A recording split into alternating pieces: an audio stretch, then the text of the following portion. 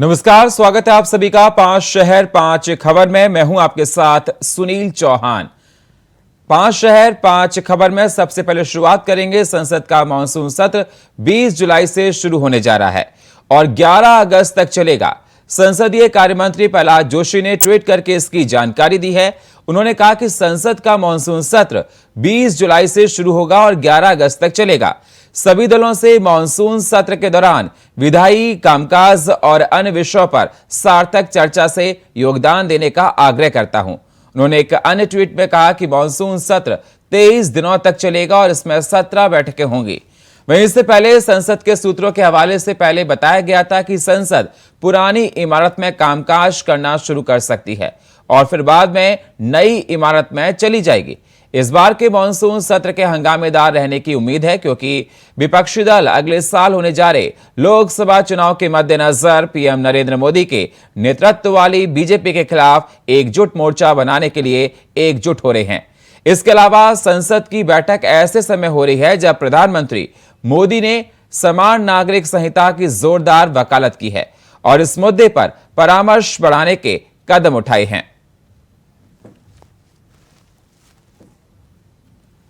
तो आपको बता दें 11 अगस्त तक चलेगा मानसून सत्र और 23 दिनों का होगा। 20 जुलाई से शुरू होने जा रहा है संसद में मानसून सत्र। पहले पुरानी संसद में चलेगा, उसके बाद नई जो संसद उसमें शिफ्ट होगा। इसको लेकर ट्वीट किया है संसद के मानसून सत्र पर ऐलान किया और संसदीय कार्य मंत्री ने सभी दलों से निवेदन किया है कि सभी लोग इसमें आए और तमाम अपने अहम मुद्दों को रखें और सुचारू रूप से चर्चा करें। साथ ही साथ आपको बता दें विपक्ष बीजेपी के नेतृत्व को देखते हुए इस पर हमलावर होगा, ऐसा बताया जा रहा है क्योंकि अगले साल लोकसभा चुनाव है तो विपक्ष का अगला रुख देखा जा सकता है और यूसीसी बिल पर सरकार फैसला ले सकती है जिसको लेकर देखा जा रहा है। लेकिन विपक्ष इस पर तमाम सवाल खड़े कर रहा है। यूसीसी बिल पर तो यूनिफॉर्म सिविल कोड को भी इस सत्र में लाया जा सकता है जिस प्रकार से बताया जा रहा है, लेकिन विपक्ष इस पर तमाम सवाल खड़े कर रहा है। 20 जुलाई से मानसून सत्र शुरू होगा, 23 दिनों तक चलेगा, 11 अगस्त तक होगा। और इस खबर पर हमारे साथ हमारी सहयोगी स्वीटी दीक्षित हमारे साथ न्यूज रूम से जुड़ चुकी है। स्वीटी, क्या कुछ अहम जानकारी और निकल कर आ रही है? जिस प्रकार से बताया जा रहा है कि 20 जुलाई से मानसून सत्र चलेगा और ये 11 अगस्त तक चलेगा, 23 दिन को होगा। लेकिन सबसे महत्वपूर्ण बात इस मानसून सत्र की स्वीटी ये होगी कि UCC uniform civil code bill इस सत्र में लाया जा सकता है, लेकिन लगातार विपक्ष यूसीसी पर सवाल उठा रहा है। अहम जानकारी इस सत्र को लेकर बताइए। शुरुआत 20 जुलाई से होगी और सबसे अहम बात जो है इस सत्र की शुरुआत पुराने संसद भवन से होगी और उसको ट्रांसफर किया जाएगा 20 सत्र में जो है नए संसद भवन है जिसका उद्घाटन 28 मई को पीएम मोदी द्वारा हुआ था। इसमें 23 सत्र होंगे। 20 जुलाई से शुरू होगा, 11 अगस्त तक होगा।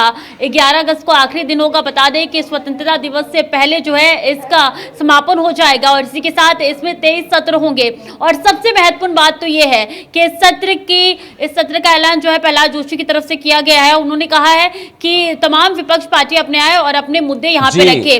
बहुत बहुत शुक्रिया हमारे साथ जुड़ने के लिए आपका। प्रधानमंत्री नरेंद्र मोदी मध्य प्रदेश दौरे पर हैं, जहां उन्होंने सिकल सेल के राष्ट्रीय पोर्टल को लॉन्च किया, साथ ही राष्ट्रीय सिकल सेल मार्गदर्शिका का विमोचन किया। इसके बाद उन्होंने सिकल सेल काउंसलिंग कार्ड और डिजिटल आयुष्मान कार्ड वितरित किया। वहीं शहडोल के लालपुर में जनसभा को भी पीएम ने संबोधित किया है। प्रधानमंत्री ने जय सेवा जय जौहार के नारे से अपने संबोधन की शुरुआत की। उन्होंने कहा कि मैं रानी दुर्गावती को नमन करता हूं। आज से सिकल सेल एनीमिया मिशन की शुरुआत हो रही है। आज मध्य प्रदेश में 1 करोड़ लोगों को आयुष्मान कार्ड भी दिए जा रहे हैं। मैं आप सभी को और मध्य प्रदेश की डबल इंजन सरकार को बधाई देता हूं।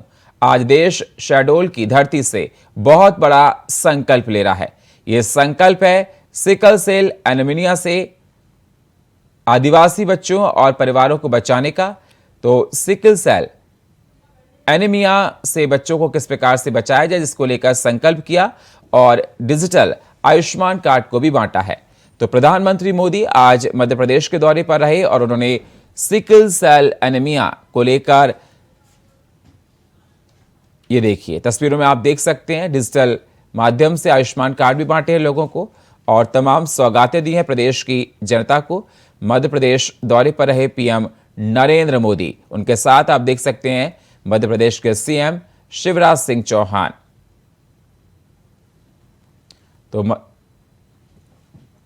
तो आपको बता दें पीएम मोदी वहां पर आदिवासी बच्चों और परिवारों को बचाने के लिए काम कर रहे हैं। उनका कहना है कि कई बार ये देखा जाता है एनीमिया की वजह से बच्चों में खून की कमी होती है, तो सिकल सेल एनीमिया से आदिवासी बच्चों और परिवारों को बचाना है। इसको देखते हुए डिजिटल आयुष्मान कार्ड को उन्होंने वितरित किया और आदिवासी बच्चों से बात की।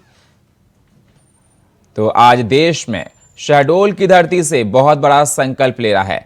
ये संकल्प है सिकल सेल एनीमिया से आदिवासी बच्चों और परिवारों को बचाने का।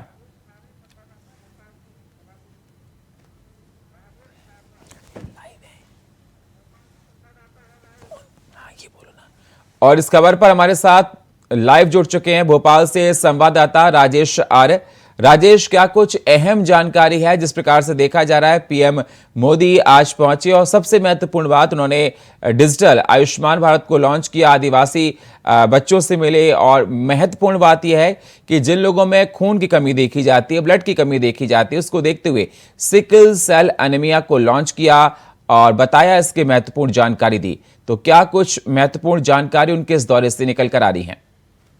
जी बिल्कुल, मैं आपको बता दूं कि हमारे देश के प्रधानमंत्री नरेंद्र मोदी जो है कि आज जबलपुर पहुंचे और जबलपुर से सीधा शहडोल उनका दौरा रहा, जहाँ पर लालकोट पर पहुंचकर उन्होंने सिकल सेल जो मिशन है उसकी शुभारंभ किया और साथ ही रानी दुर्गावती गौरव दिवस का जो है कि उन्होंने वहाँ पर समारोह किया और उसके बाद जो है कि शहडोल के पारकिया गांव पर वहाँ पहुंचे। वहाँ पर जनजातीय आदिवासी लखपति महिलाओं और साथ ही फुटबॉल खेलने खिलाड़ियों से उन्होंने मुलाकात की और संवाद किया। साथ ही उन्होंने शहडोल के प्रदेशवासियों को जो है कि एक खास आयुष्मान योजना से लाभान्वित लोगों को वितरण 1 करोड़ से ज्यादा बिल्कुल राजेश कार्ड का वितरण किया और साथ ही आपको बता दें 3.5 करोड़ आयुष्मान योजना जो कार्ड है उसमें पूरे देश काफी सौगात दी उन्होंने। ठीक है राजेश, ठीक है, बहुत बहुत शुक्रिया हमारे साथ जुड़ने के लिए आपका।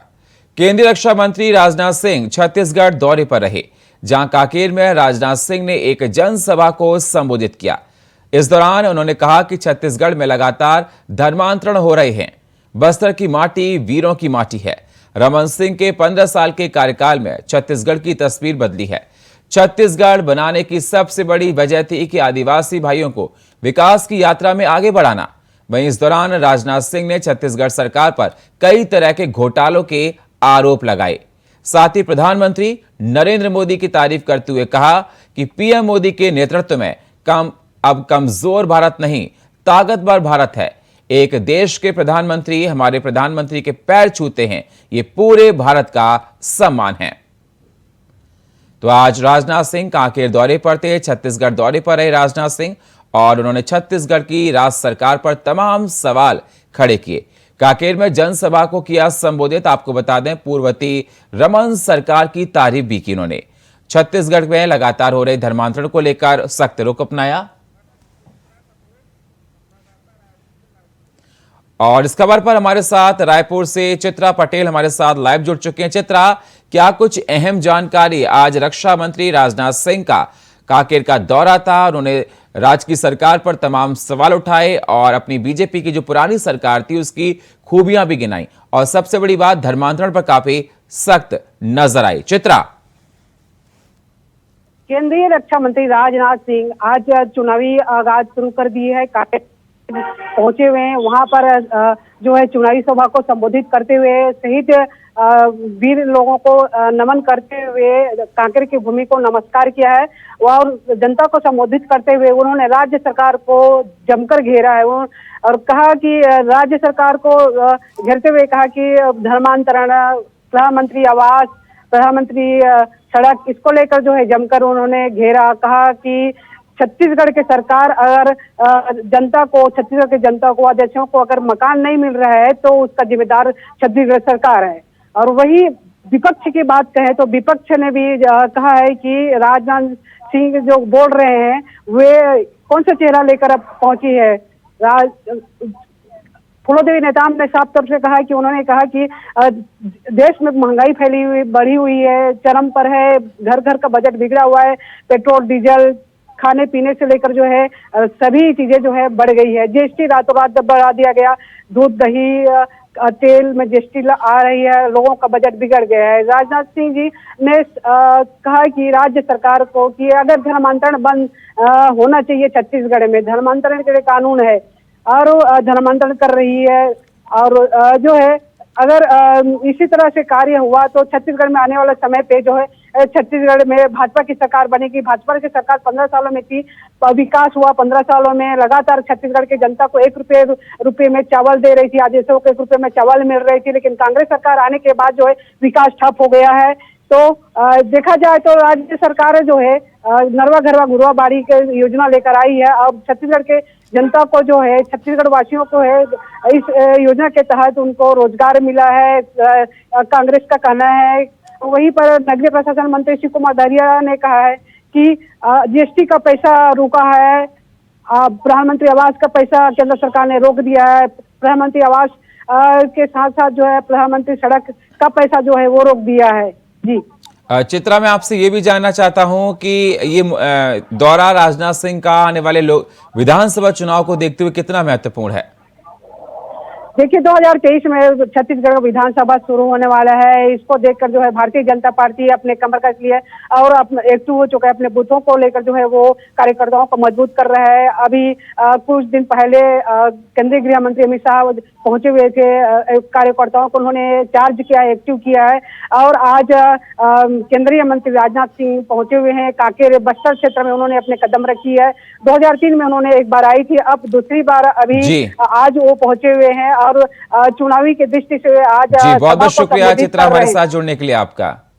2023 कांवड़ यात्रा को लेकर उत्तराखंड सरकार व्यवस्थाएं पूरी कर चुकी है। वहीं कांवड़ यात्रा पर निकलने की तैयारियां श्रद्धालु ने शुरू कर ली हैं, लेकिन यात्रा आरंभ करने से पहले जान लीजिए उत्तराखंड पुलिस प्रशासन की तरफ से यात्रा के लिए क्या नियम और यात्रा के दौरान आपको किस तरह की मिलेगी सुविधा। यात्रा सुगम बनाने के लिए यात्रियों को किन बातों का रखना होगा ध्यान, तो चलिए हम आपको आज बताएंगे, हमारे रिपोर्टर्स आपको बताएंगे। तो आपको बता दें बहुत सारे इंस्ट्रक्शंस दिए गए हैं पुष्कर धामी सिंह के द्वारा, उत्तराखंड की सरकार के द्वारा, कि इस बार जब भी कांवड़ यात्रा लेने कांवड़िया आए हरिद्वार गंगा जल लेने के लिए, तो उनको बहुत सारी बातों का ध्यान रखना है। हर बार की तरह बताया जा रहा है कि इस बार काफ़ी बदलाव किया गया है और बहुत महत्वपूर्ण बातें इसमें रखी गई हैं।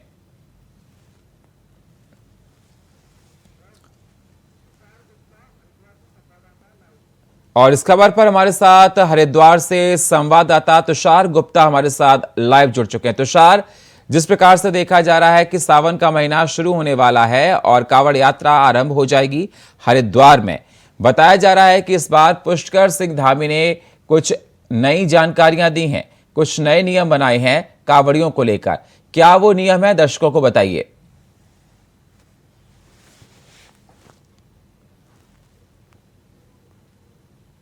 मेरी आवाज आपको मिल रही है तुषार? तुषार, मेरी आवाज अगर आपको मिल रही है? जी हाँ तुषार, मेरा सवाल आपसे यह है कि कांवड़ यात्रा शुरू होने वाली है, सावन का महीना शुरू होने वाला है। हरिद्वार में दुनिया भर से कांवड़ लेने लोग जाते हैं और देखा जाता है भारी भीड़ होती है, लेकिन इस बार देखा जा रहा है कि उत्तराखंड के मुख्यमंत्री पुष्कर सिंह धामी ने सख्त निर्देश दिए हैं। किस प्रकार के निर्देश दिए हैं कांवड़ियों को इस बार? कांवड़ यात्रा जो है 2023 बहुत ही भव्य और दिव्य रहने वाली है। खुद मुख्यमंत्री पुष्कर सिंह धामी ने ये बात कही है, बयान दिया है कि जो सारी तैयारियां हैं वो पूरी हो चुकी है और फिलहाल जो प्रशासन है वो कांवड़ियों के स्वागत के लिए इंतजार कर रहा है। उसी तहत जो उत्तराखंड पुलिस है, जो और साथ साथ जो अराजकता फैलाते हैं कांवड़ यात्रा में, उनके लिए एक नियम बनाए गए हैं। कई नियम है, इसमें एक तो 12 फीट से ऊपर आपकी जो कांवड़ है वो नहीं होनी चाहिए, और जो डीजे है उसकी आवाज पे प्रतिबंध लगे रहेगा। मतलब प्रतिबंध तो नहीं लगेगा, उसकी आवाज को मैनेज किया जाएगा, उस पर नजर रहेगी पुलिस की। और उसके बाद जो सेलेक्टर है बाइकों के, हमने कई कांवड़ यात्राओं में देखे हैं, जो बाइक में लोग कांवड़ जो बाइकों में आते हैं वो साइलेंसर निकाल के आते हैं, ऐसे में उन्हें भी रोका जाएगा, उन पर भी कानून कार्रवाई की जाएगी। साथ में जो त्रिशूल, भाले और तलवार जैसे जो हथियार है या फिर कहा जाए जो शस्त्र है, उन पर भी रोक लगी है, ताकि जो हुड़दंगी है उन पर बिल्कुल सख्त रह सके। और साथ साथ कई फायदे भी दिए हैं उत्तराखंड पुलिस ने डिजिटल माध्यम से। इस बार जो उत्तराखंड पुलिस है कांवड़ियों से जुड़ने जा रही है, श्रद्धालुओं से जुड़ने जा रही है।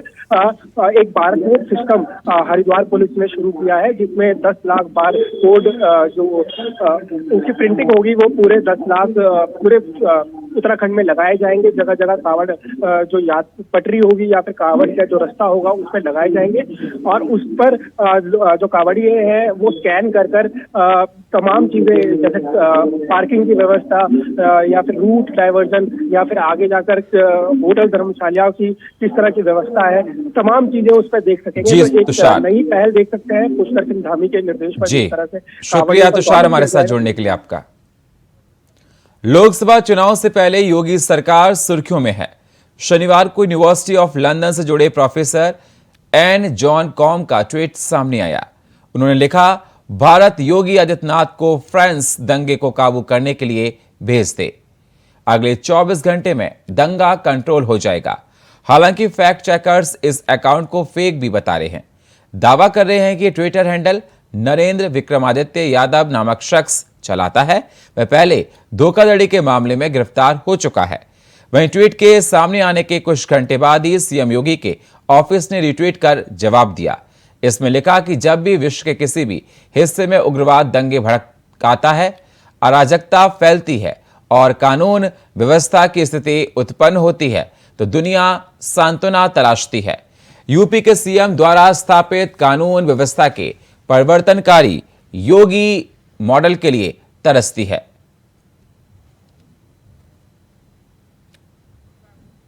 तो आपको बता दें, जिस प्रकार से देखा जा रहा है फ्रांस में राइट्स हो रहे हैं, दंगे हो रहे हैं, उसको देखते हुए प्रोफेसर ने ट्वीट किया। उन्होंने कहा कि योगी को भारत भेज दे, जो दंगे हो रहे हैं इन दंगों पर कंट्रोल पाया जा सके। और इस खबर पर हमारे साथ लखनऊ से संवाददाता आशीष वर्मा हमारे साथ लाइव जुड़ चुके हैं। आशीष, जिस प्रकार से देखा जाए आज ट्वीट आने के बाद योगी सरकार की तरफ से, उनके मंत्रिमंडल की तरफ से रिट्वीट तो कर दिया गया, लेकिन जो ट्वीट फ्रांस से किया गया, प्रोफेसर ने किया, उनका कहना है कि ये जिस अकाउंट से ट्वीट आया ये फर्जी है। पहले भी ये देखा गया था कि पकड़ा जाए, तो इस पर आप क्या कहना चाहते हैं, कितनी सत्यता है इस पर? जी बिल्कुल, देखिए अगर बात की जाए जिस तरीके से उत्तर प्रदेश के मुख्यमंत्री योगी आदित्यनाथ की जो लोकप्रियता है वो लगातार बढ़ती दिखाई दे रही है। उत्तर प्रदेश के साथ साथ अगर बात की जाए तो विदेशों में भी उनकी लोकप्रियता बढ़ती दिखाई दे रही है। फ्रांस में बीते दिनों जिस तरीके से जो सांप्रदायिक दंगे हो रहे हैं, उन दंगों को काबू करने के लिए बाकायदा एक आज ट्वीट किया गया है। ये ट्वीट जो है वो एक प्रोफेसर की तरफ से ट्वीट किया गया है, और ट्वीट में साफ तौर पर लिखा गया है कि उत्तर प्रदेश के मुख्यमंत्री योगी आदित्यनाथ को अगर फ्रांस में बुला लिया जाए तो यहाँ के जो सांप्रदायिक दंगे हैं वो 24 घंटे में खत्म हो जाएंगे, 24 घंटे में व्यवस्थाएं यहाँ की सुधर जाएंगी। तो इस तरीके का ट्वीट किया गया है, क्योंकि देखिए उत्तर प्रदेश में अगर देखा जाए कानून व्यवस्था सबसे अहम मुद्दा है जो लगातार विपक्ष भी उठाता रहा है। उत्तर प्रदेश में अभी तक की एक भी दंगा अगर देखा जाए 2017 के बाद से एक भी दंगा उत्तर प्रदेश में देखने को नहीं मिला है। CA/NRC के मामले की अगर बात की जाए तो CA/NRC के मामले में भी कुछ हिंसक घटनाएं देखने को मिली थी, लेकिन वो हिंसक घटनाएं रोकी गई। इसके साथ साथ जो दंगाई कर रहे थे उनके खिलाफ कड़ी से कड़ी कार्रवाई की गई, बुलडोजर नीति अपनाई गई। और यही वजह है कि जो फ्रांस में जो दंगे हो रहे हैं, जो सांप्रदायिक दंगे हो रहे हैं, उनको लेकर के ये एक तरीके का ट्वीट किया गया है हालांकि इस की पुष्टि जिसने ये ट्वीट किया है उसकी पुष्टि अभी तक की नहीं हो पाई है। मुख्यमंत्री योगी आदित्यनाथ के ट्विटर हैंडल से भी एक रिट्वीट करके ये जवाब दिया गया है कि अगर उत्तर प्रदेश में या देश में कहीं भी इस तरीके के जो सांप्रदायिक दंगे होते हैं उसमें योगी मॉडल बुलडोजर नीति अगर अपनाई जाए तो इस तरीके की दंगे नहीं देखे जा सकते हैं। जी, शुक्रिया हमारे साथ जुड़ने के लिए आपका। तो देखा जा रहा है बिल्कुल जिस प्रकार से सीएम की तरफ से, ऑफिस की तरफ से कहा गया कि योगी मॉडल के लिए तरसती है दुनिया, और जो प्रोफेसर ने ट्वीट किया कि जिस प्रकार से फ्रांस में दंगे हो रहे हैं, योगी को आप भेज दीजिए भारत तो दंगों को कम कर लिया जाएगा। और फिलहाल 5 शहर 5 खबर में इतना ही। बाकी खबरों के लिए आप बने रहिए इंडिया वॉइस के साथ। तब तक के लिए नमस्कार।